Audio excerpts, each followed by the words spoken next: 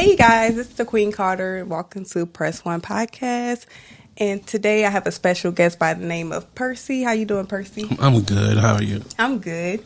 Thanks for having me, by the way. No problem. Thank you for coming. So, Percy, tell us a little bit about yourself. Well, I'm from here, New Orleans, Louisiana. I don't like to. People. I'm from the 9th Ward, from the 7th Ward. I'm just from New Orleans, just because I grew up in different areas of New Orleans, right? And that's all those different areas form who I am today. So, but if you really ask me, I'm from the 7th Ward, but okay, I'm just from New Orleans. I was raised in the 7th Ward. Then we moved to the East. Got a part of that in my life, a big part of my upbringing in the East. Then I moved to the West Bank for high school. Sorry about that. And I learned a lot about the West Bank. People think they country or it's just another part of the world, but I got a lot of knowledge and stuff from the West Bank. So I'm on the West Bank. I love the West Bank. Yeah, man, I love the West Bank. I don't know what people be talking about. You live on the West Bank now? No, I'm back in the 7th Ward. Oh, okay. Yeah. How you like living down there right now? Gentilly. Okay. A quiet area. Yeah. Right? But I'll be back on the West Bank. It's home. So you run business on the West Bank, though, right? Yeah, my shop is actually on Cable and Algiers. So yeah. Okay. And so you're an entrepreneur. You have like a clothing brand. Well, I have a lapel and button company. It's called Finish and Look. Mm-hmm. Right. So you see the 504, the NOLA, and this is also a hat that I created. So it's originally was a lapel and button company, and then the hats just came into play. So of course, because you put the lapels and the buttons on your hat to accessorize them. So I try to fight the hat process, but people just kept asking for them. So now I produce hats also. Yeah. Yeah. So is your logo like incorporated with the Katrina situation? Well, yeah, that's actually not my logo, but that is the X code from Katrina. And what the X code is it's the X, right? And I just took the NOLA and put it in it, but these cauldrons actually mean something from Katrina. Like if you seen it on the house, if you see like the 0 here, or I saw a number there, that was like the how many people was dead or not in the house. This was the direction or the team, I believe, and these was the areas. So it's actually called an X code. So I just put the NOLA in it, X code NOLA, because that's like something that's real significant to New Orleans right now. So everybody see it and be like, "Oh, that's the Katrina sign, right?" Exactly. But yeah, it's just the correct terminology is an X code. Okay. Well, you know why we're here today? Yes. To talk about the law. So you haven't had a lot of run-in with the laws, right? Nah, man, I'm a good law-abiding citizen. Yeah. I didn't get into too much trouble. What do you think made you that way? Because New Orleans is like a violent city. Right, and I stood in some areas where they had a lot of trouble. Not the Gentilly area where I was born at, but when I moved to the East, that's when it really went down. But just my good upbringing, the family structure that we had that put in place, and I was just into a lot of things like sports, academics, so I was always busy to not keep me in the streets or, per se. How many siblings do you have? I'm the youngest of 3. Okay. My older brother and an older sister. Do you have mom and dad at home? Well, I grew up with my mom, but my dad has always been active, so, yeah. Oh, that's a good thing. Yeah. Okay, so let's talk about your running with the law. So just give us like a rundown of how that even came about. I've never been to prison, but I've been to jail. So it's a funny story, right? But when you really think about it, it's real serious. But I was at work when I was managing Walgreens on St. Claude and Legion Field, and my windshield was cracked on my vehicle, so I was going to get my windshield fixed. So I'm driving down Broad, and of course the windshield place is on the opposite side of Broad, so I had to make a U-turn on 2-lane where the jail is, and as I pulled into the windshield place, I got pulled over, right? And I knew I had a warrant for a missed ticket, but I had to go to court Monday, so the guy come up, asked me why I pull over. I was like, nah. He was like, well, your windshield cracked. I'm like, why was your windshield cracked? It just was cracked. Like, I don't know if like a rock or something hit it, but it was cracked real bad, so I had to go get it replaced. So you want to make sure nobody bust your windshield. Nah, I just told y'all. Law abiding citizens, I don't have those issues. Well, nah. So I'm like, I'm pulling now to get my windshield repaired, and he was like, well, let me get your driver's license. And I told him, I was like, look, I got an attachment. I got to go to court Monday. Come back. He's like, you have an attachment. I was like, well, I just told you that, right? So took me to jail. When I got in jail, I just knew I was about to get right back out because a lot of the detail officers who worked for the sheriff worked at my Walgreens. So as soon as I get in, they was like, oh, man, what you doing here? I was like, man, I was on lunch break, going to get my windshield fixed.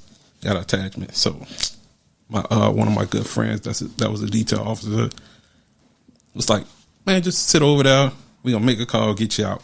Well, never got out to like Monday, right? So it's just a lot of things that happened because it was in St. Charles Parish. So it was a Friday. Oh, okay. He couldn't get a hold to the judge to release me. So wait, so how did you? So you got arrested in Orleans Parish? Yes. And then from there they brought you to Orleans, or they shipped you all the way to St. Charles? No, Parish? I got shipped.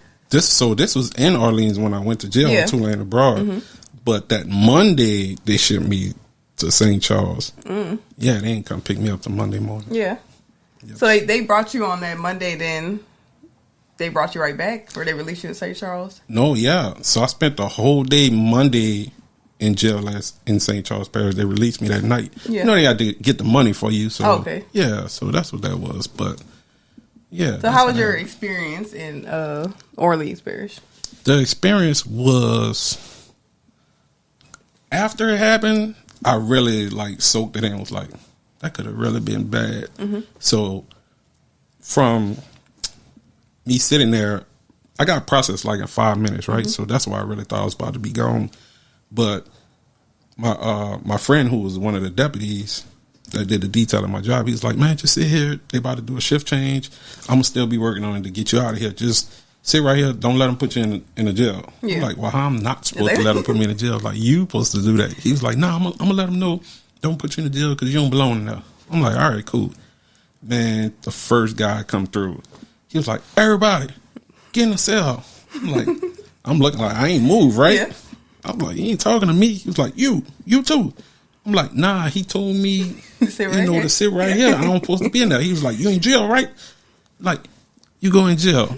Go in the cell. I'm like, so it's like a big old holding cell, right? Guys laying on the floor, all kind of stuff. I was like, man, yeah, this ain't for me. Yeah. Like, I can't see how people get comfortable with this. So, like, hours went by. It's probably like 11, 12 o'clock at night. So, he was like, well, everybody. He started just giving out orange jumpsuits. And I'm like, wait, this really happening? So he gave me the jumpsuit. I'm like, dude, like Ferdinand told me like to chill right here. He was like, nah, we about to clear this out. Everybody about to go next door. So I was like, what's next door? He was like, jail. I'm like, wait, what? Were you not supposed to go? Yeah, well, I wasn't supposed to go. So put the jumpsuit on. They like chained me to some other guy. It was like 30 people right in the line. And the first probably 20 minutes of being transported just got bad. So we go across the street, which I thought we was already in jail. So we go across the street and we sitting on this bench, and they had a guy chained to another guy, and he just was like, start like whacking off. What? Yeah, and I'm like, man, what? Yes, like, so. Nobody checked them? Yeah, so that's the crazy thing. That's why I said the first 20 minutes went bad. Like, so, that's what, 15 years ago, Soccer said, the, like, deputy, like, unchained them and let them fight. Oh, wow. Yeah, so I was like, oh, man. Yeah, that's disrespectful, though. Yeah, so, you know, they fought it out. So, the guy was chained too. They wound up, you know, sending us, I don't know what floor it was on, but he went, like, a separate way, and I went a different way. They opened the doors like, let him in. So I go in there. I'm looking around like, it's late now. It's like maybe 2. And everybody already asleep. So I'm looking like, wait, they don't even have no bed. Yeah. Like, what am I supposed to do? So I'm just standing up in the, I guess the older guy, they called him like tear reps or whatever. He was like, they had one guy, he had 2 mattresses. He was like, man, that's free up there. Give him the mattress. Get the mattress, go up there. I get up there. It was just extremely uncomfortable. So morning came. Did you have like a sheet, a blanket? No. Yeah. And then it was freezing. Yeah. Right? So, man, that ain't for me. I can't see how people do it. But the morning come and I guess everybody's like, oh, they got somebody new in here, right? So he was like, man, go get your breakfast. I'm like, nah, I'm good. Because I'm really still thinking I'm about to get out. You about to get out? I'm not even expecting on being there all the way to Monday. I'm like, nah, I'm good. And it's Saturday, right? Yes, it's Saturday now. So skipped on the breakfast. They were like shower time. So this when I really thought it was about to get like real. So the same guy who told me like, hey, go get your breakfast. He was like, Celia, catch the shower. I'm like, what? So I'm like, now they playing with me. Yeah. I'm like, nah, I'm good, right? So bam, that passed. So now I think it's maybe like lunchtime, right? Everybody just chilling, talking. So the same guy come, and now I'm standing up at this time watching TV, and he was like, yeah, man, what you in here for? So that was a test because you got bands, and I had a yellow band on, right? And I really wasn't paying attention to the bands, but I think he thought I was gonna lie. So I was like, nah, I had a traffic ticket. Like, I got pulled over because of a warrant. He was like, what? He was like, man, you said I got a red band on. I'm like, all right. He was like, I mean, I killed somebody. So that's when it dawned on me. I was like, wait, why I'm in here with them? Yeah. Right? He was like, yeah, man, you in here with killers, rapists, murderers. Man, why they got you in here? I'm like, I don't know. He was like, this can't be good for you. He was like, they ain't supposed to have people on non-violent charges with violent people. He was like, what that's going to mean for you? He was like, you got to get violent. So I'm like, wait, what? So he said, I got some size on me, right? So I took the jumpsuit off, tucked it in, because I'm really thinking about to fight this guy right now. So the older guy who was the terror, was like, man, leave that man alone like that. So he come talk to me. He was like, man, you know, what time you got in here? I was like, man, probably like 2 or 3. He was like, yeah. He was like, now what he was saying was true. What is true. He was like, you ain't supposed to be in here with us. Like, we did some real serious crimes, right? He was like, nah, man, but you know, you good. He was testing you or whatever. He's like, where you from? Told him, he asked me what high school I went to. You know, that's a New Orleans thing. What high school you went to? So I told him I went to Etna Car. He was like, oh, man, you went to Car? He was like, you play ball? I was like, yeah. He's like, well, you probably know my good friend. And I'm like, who that? He was like, he was a coach. And he was like, his name Pint.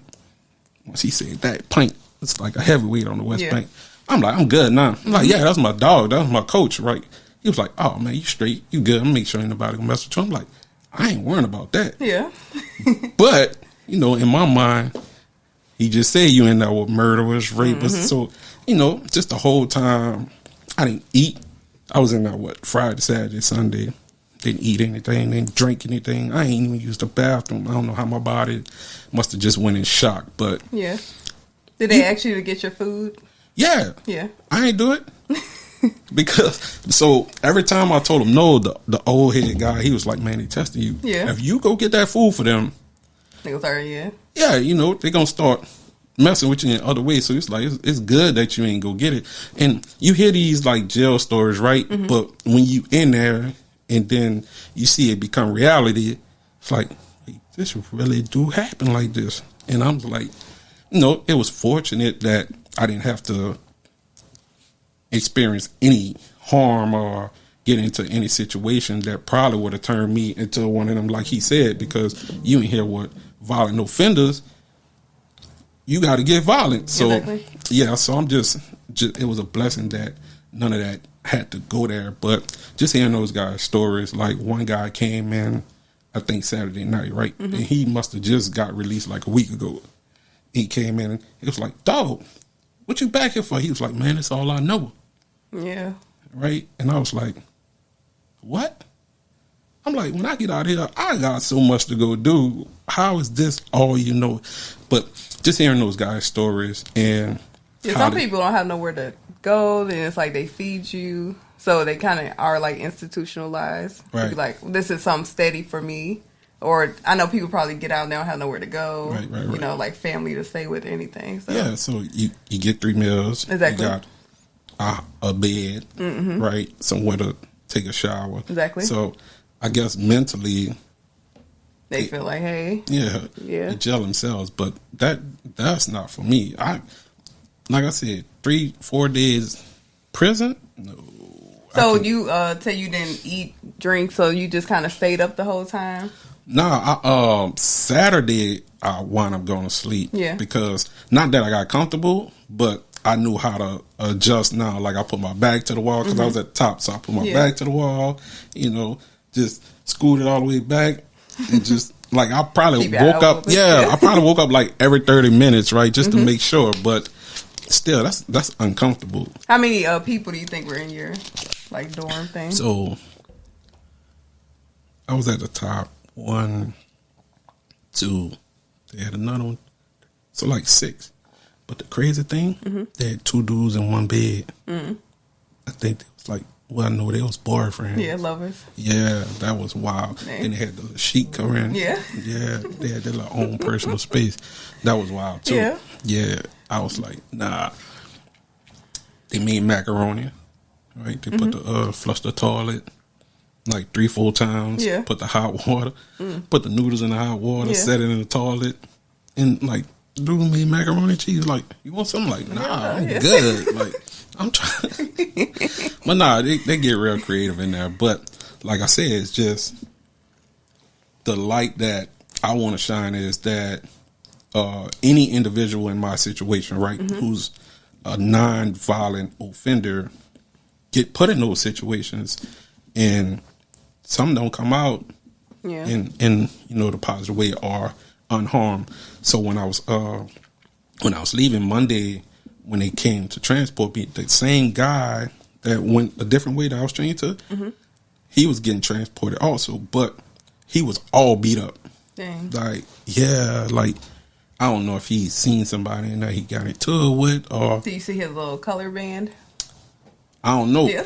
No, I didn't even look at his color band, but I knew he got beat. Yeah. And I was like, wow, that probably could have been me. Exactly. Right? I could defend myself, but you're in jail. You don't know how they come in. So I don't know what he did, what he told somebody, but I know he ain't come out how he went in. Yeah. And, you know, that's just a blessing that I didn't have to deal with that situation. But that should be some type of awareness that if you're not a non-violent offender, you shouldn't be in there with violent people. Yeah. And they agree with that. You know. So then you got transported to St. Charles. Right. How was that? It was long because I knew I was about to get out, but I didn't know when. I didn't know they was going to keep me the whole day. So you went to St. Charles Parish, right? Yeah, which is like that's like 3 miles. I mean, 3 hours away. No, St. Charles is in the vicinity. It's like the outskirts. Okay. I believe, yeah. So I think I'm thinking about. They have a St. Charles, right? That's like 4 hours away or something like that. They have Lake Charles. Lake Charles. Yeah, yeah. They have a Lake Charles. St. Charles, yeah. But there I ate. So they had like some chicken nuggets and macaroni, right? So I ate that. They had a little better. Oh, they were a little better out there? And because I knew I was about to get out. Yeah. So I knew if I had to use the bathroom, I could do it when I get out. Yeah. So, they put us, it was like 4 of us. It was like a holding cell. And it was cold, cement.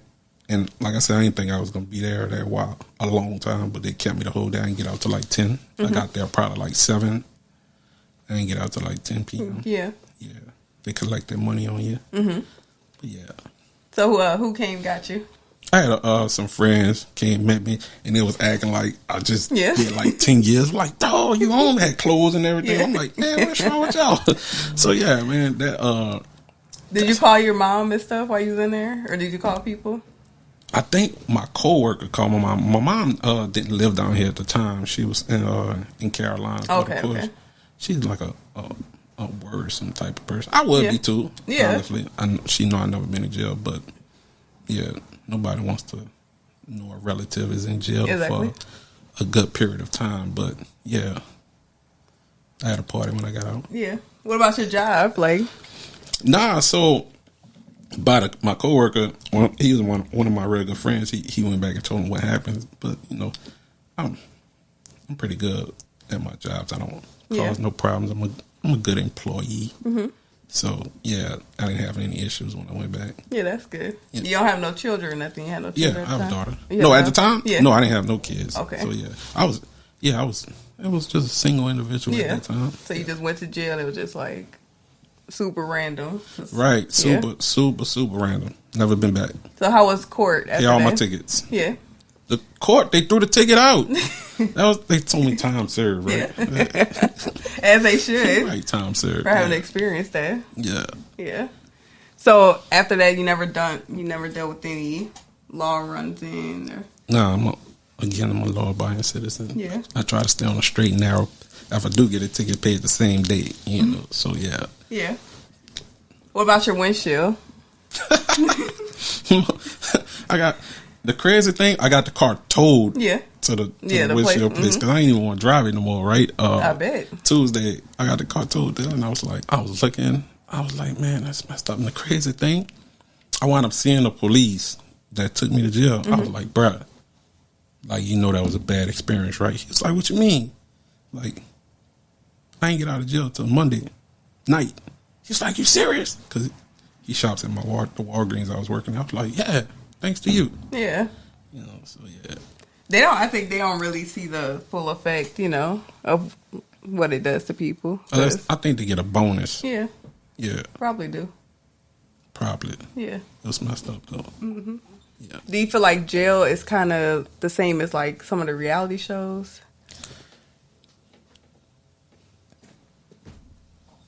In a sense, the concept. Yeah. Right?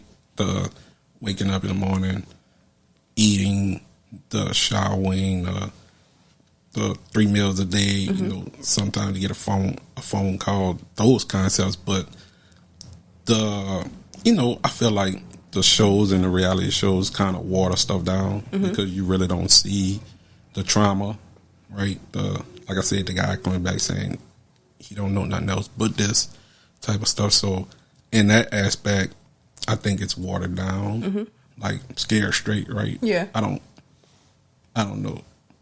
I don't think that's a real depiction of jail, but it's to scare the kids, right? Yeah. So I could see why it's dramatized like that.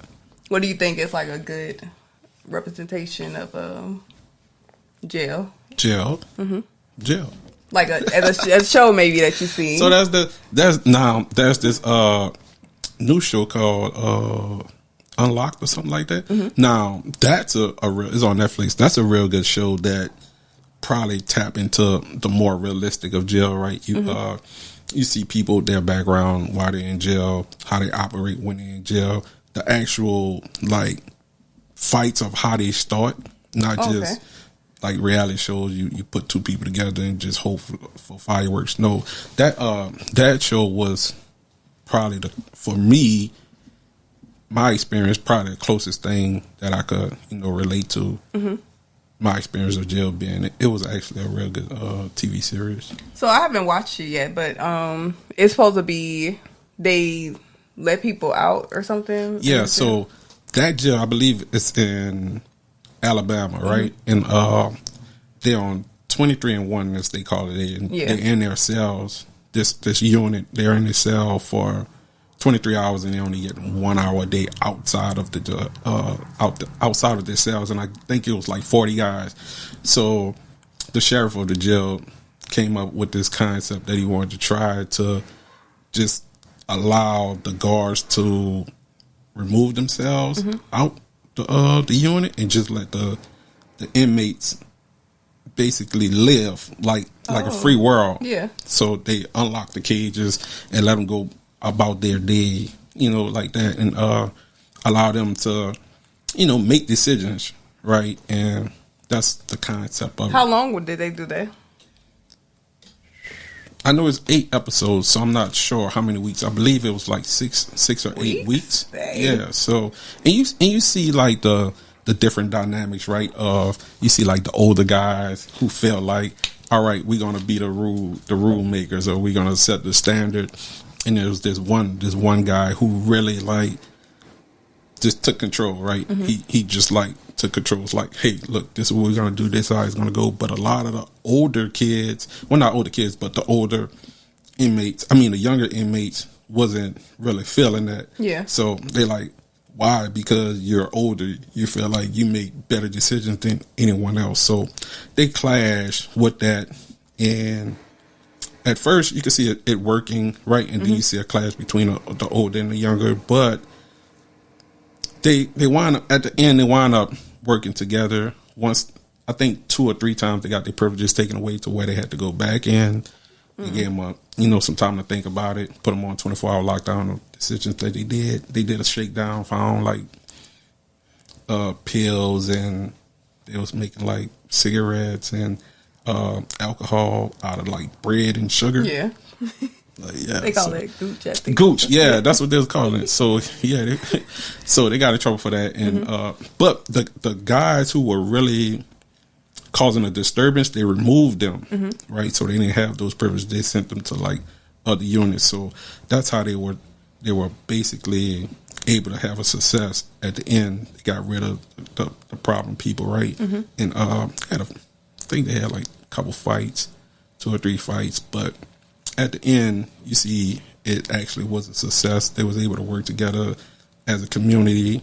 Once, everybody got to experience each other normally around each other. Because let's just think, we take even 10 of our friends and put us together, right? Eventually, you're going to argue. Exactly. You might come to blows. You're not going to agree. So they had to learn how to coexist 24 hours each day with each other. So did those people have like a long time to be in there? So it wasn't a prison. They were in jail waiting. Okay. A lot of them was waiting for their sentencing, or a lot of them was waiting to get like released. Okay. But a lot of them was violent offenders. You had murderers in there. Yeah. Like the same thing, like people that was on some 23 serious and 1 charges. is like maximum security. Right. Yeah. So they were on serious charges. Yeah. None of them had like a traffic ticket because of a windshield. Yeah. Nah, they was on some serious charges, and you see like the mental health aspect behind it. A lot of guys had mental health issues. One of the guys had to go to the hole because he felt like when they went back to lockdown, he said he got triggered, right? So he just felt like he wanted to harm himself. So you see that type of stuff. You see a guy, I don't know if he called himself Tiny. He deals with his not being around his kid, right? He said, I don't think he said he didn't see his kid since he was like 3. So you see the behind the scenes of him trying to establish a relationship with him, which wound up being a success. And then you see people that didn't have a relationship with their family, and on the show they gave them like each week they gave them something else, right? So I think like the second or third week after they unlocked the doors to the cell, they gave them like free phone privileges. So now you can talk 24 hours on the phone. Then they had like the video chat. So you see a lot of them establishing relationships because now they're able to talk to their loved ones more Did they have often. a problem scheduling that? Like, that was one of the big issues. They had a big issue because of that, because everybody wanted to run to the phone. So that guy that I told you that took charge of it, you see him come up with a plan. It's like, look, let's make a list. Exactly. Right. So that's the whole thing. That was the sheriff's, idea. Who's going to step up and make sure everything go in an orderly manner. So as the weeks progress, you see they getting better at communicating, better at getting along, mentoring each other and things like that. So, like at the end of the show, sorry to spoil it for you. No, I'm gonna watch this. The last episode, he decided to continue the program to keep it unlocked. And you see him go to like another unit and basically about to do the same situation. So they're more than likely gonna have a second season. Okay. So do you have like family and friends that like the incarcerated, or just something you kind of don't really deal with? Okay. Yeah. I'm some families that's been incarcerated for a long time. I ain't gonna put them on blast. Okay. They know who they are, right? So, do you go see them? Do they call you? I'm not with that. I'm not even gonna lie. Like, I'm not, and I hope it's not selfish. Yeah. But when I was in jail for those couple of days, I wouldn't even want nobody to come down there and see me. Yeah. Like, so I think people need it. You know, they want it. Yeah. But it's like, that's the last remembrance you know of them, right? Being behind a glass. But I don't know. Like, when I watch shows like that, I was like, I don't think I want nobody to come see me. Yeah. Yeah, like, I talk to them on the phone because I'm like, So what kind of relative is it? Or person? Cousins. Cousins, okay. Yeah, cousins, aunts, uncles. Oh, okay. You know, and been in and out of prison. But when I used to talk to one of my cousins, he was always in good spirits because he used to have fun in jail. Yeah. He was athletic, playing basketball, all that stuff. But when I used to talk to him when he called, I was like, I felt bad because he'd be like, yeah, what you been doing? And I got all good stuff to talk about, right? Yeah. And that's why I was like, I really wouldn't want nobody to come see me because, you get to hear all this, sometimes like it's like an escape for them though. Like, because they just deal with jail. That's why I try to put myself in other people's shoes in that situation, but it always come back to, I don't think I want nobody to come see me. Yeah. Like, yeah. I hope that's not selfish. I mean, has any of them ever said that to you? Like you never came see me? No, because they know me as a person, right? It never had to be a conversation of like, why you ain't come see me? They automatically. So you put like money on their books? Probably not. Yeah. I'm not going to lie. Yeah. Probably not. You got people in there currently right now? Well, not that I know of. Yeah. No, not an active family member or friend that I know of, but. Or you don't check that much, right? They might go in and you be like, oh, okay. Yeah, because my family close knit. So the nucleus of our family, nobody's like in jail that I know of. Yeah. Right. Yeah. No, nobody is. Like my cousin, the one I was talking about, he's out now, doing great. That's good. Yeah. So he got a lot going on. It's cool. Yeah. What do you think keeps him out of jail?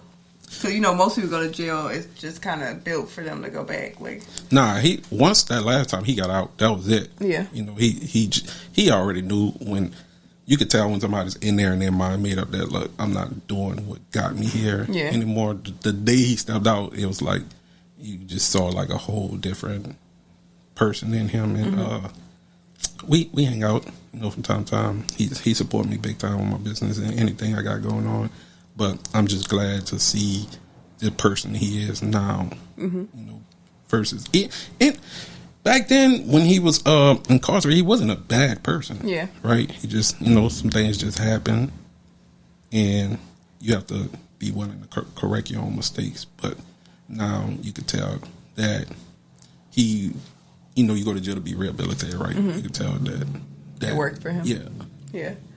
How do you feel about like the New Orleans police department? Like, I know you stay across the river, so y'all deal with a lot of like carjacking, break-ins, all that type of stuff. Well, for the most part, I know a lot of them, right? Yeah. Just because of the things that I do in the community and the church I'm a part of. You see a lot of police, and where I worked at when I worked for Walgreens, of course, I met a lot of police, came across a lot of them. So. To me, my experience has always been pretty good with NOPD. Like, yeah, and a lot of them like from your area, right? From your neighborhoods, and a lot of them black. So never had like a issue or running. Of course, there are some people who stray away from the correct thing to do, right? But I never seen. Or the ones that I come across, the ones I know, which is a lot, have any issues or anything like that. Do you feel like it's going to get better? Then we got the Super Bowl here next year. Man, hey, I don't know. Yeah. I don't know. But, of course, an event like that, they're going to heighten security, right? Yeah. They're going to bring more resources, which should be done right now with the climate of the crime that we have going on right now. So I heard it was planned on flying people in and stuff like that. Man, you think they about to play with them people and their money? I know they want that money. Yeah, everything like Mardi Gras, you see extra security, you see other agencies come down. So of course, Super Bowl, they're gonna protect that bag. Yeah. So where you currently working on? And let people know what you do. Like, you have the clothes, but you said, I don't know if you want to share that you do. Yeah, I'm of course, again, I'm an entrepreneur, right? And I'm just working on that right now heavily. How long you been working on that? Actually, a year. Okay. I launched February of 11th last year. Okay. And, I've had some great success in a short period of time. When I posted it, people were like, how do you know him? I'm like, he was at the pop-up. Like, right. And like when you post the hat, I was like, where you got the hat from? Like, I wasn't saying it like you jacked me or nothing, but when you see like people like daily, I'll scroll down the timeline and you'll see somebody wearing the merchandise, and I'll be like, hey, where you got that from? And you'll see them say, hey, somebody else purchased this for me, or you'll see somebody who purchased it or ordered it, and you'll be like, oh, I remember that. Like, thanks for the support and things like that. But I'm actually dropping a big sale today. We kind of behind, and I was supposed to do it at 12. Yeah. So it's just basically a give back appreciation sale right now. I'm doing hats for 15 or 2 for 25. So when I leave here, I'm about to, go ahead on and push that. So, but yeah, the success of Finishing Look as the company it's been real. I didn't think it was going to be where it is now, right? I knew I was going to do good because I'm a manager by occupation, right? And I'm not a manage businesses, but when you become an entrepreneur, it's a little different. Exactly. So I know I was going to be successful, but I didn't know in what time frame, and it happened like real fast for me. How did you come up with the name? Well, Finishing Look, actually it was Forever Nola at first, but some legal stuff came to where I couldn't use that name, so I had to change it. And I was sitting down one day, and I was like, I gotta figure this out. So I'm getting dressed, and I was like, man, I just feel like my outfit ain't finished. Then I was like, Finishing Look. Yeah. So that's where the name came from. Because you gotta think, when you getting dressed, right, you putting on your garments or whatnot, you always put on an accessory, right? Whether if it's ladies, earrings or a brooch, that's your finishing look, right? So for the men, it's the same thing. So I'm just asking the question, but why doesn't your merchandise have finishing look on it? So this one don't, but I normally put a button on them. Okay. Right, and it has my my logo, and I just hurry up and put that together. Yeah. While I was in the back. Okay. So I normally put but the good thing about it don't need my name. Yeah, it don't. Yeah, I mean, because people already know who you are now. That's the good thing. And I appreciate that. A lot of people DM me, be like, look, I took a picture of this guy wearing stuff, or I took a picture of the lady wearing it, and they know. So I normally have a button on it that has my logo with the Finishing Look on it. Yeah. So you only sell. Well, you sell like, what are these called? Lapels. Yeah. And hats. Yeah. And do you sell you don't sell like shirts and stuff like that? Nah, I'm not dibbling to clothing because I have 2 friends that have their own clothing line. Okay. One of my friends, Kerry Reddick, he go by Fly, have 7th Avenue clothing brand. He, matter of fact, we launched around the same time. We actually had our launch party together. He's like he is one of my best friends, and he's doing real great with his brand right now. He's based in Atlanta, but he's from here, so he goes back and forth. So that's why I didn't dibble in the clothing. Then my other friend, good friend, I have his shirt on right now. Okay. His name Ringettes. So he created this shirt. This is actually him. Normally when somebody wears a shirt with somebody else's rest in peace shirt, right? Yeah. He the only living person that have a rest in peace shirt. Wow. I call it a rest in peace shirt. So So it's nice. We support each other. I got this crazy. I never woo somebody living on me, but Yeah. So we support each other heavily. So that's why I don't dabble in clothes. And I'm not a clothes designer, right? Yeah. This is what I like to do, what I like to wear. So that's why I actually started, because it's stuff that identifies with me. Yeah. Yeah. I wear a lot of suits, and I always put an accessory on them. Yeah, well, you guys make sure you check him out. Everything is nicely packaged, professionally made, good quality. I have another bucket hat from him, and the quality is great. Everything's professionally made. So, do you have any closing remarks for the youth pertaining to jail? Just stay active, right? If it's things that you don't do and you find yourself just stagnant and need something to do, there's many organizations out there that can help you. Again, I have a lot of friends, right? And they do a lot of things.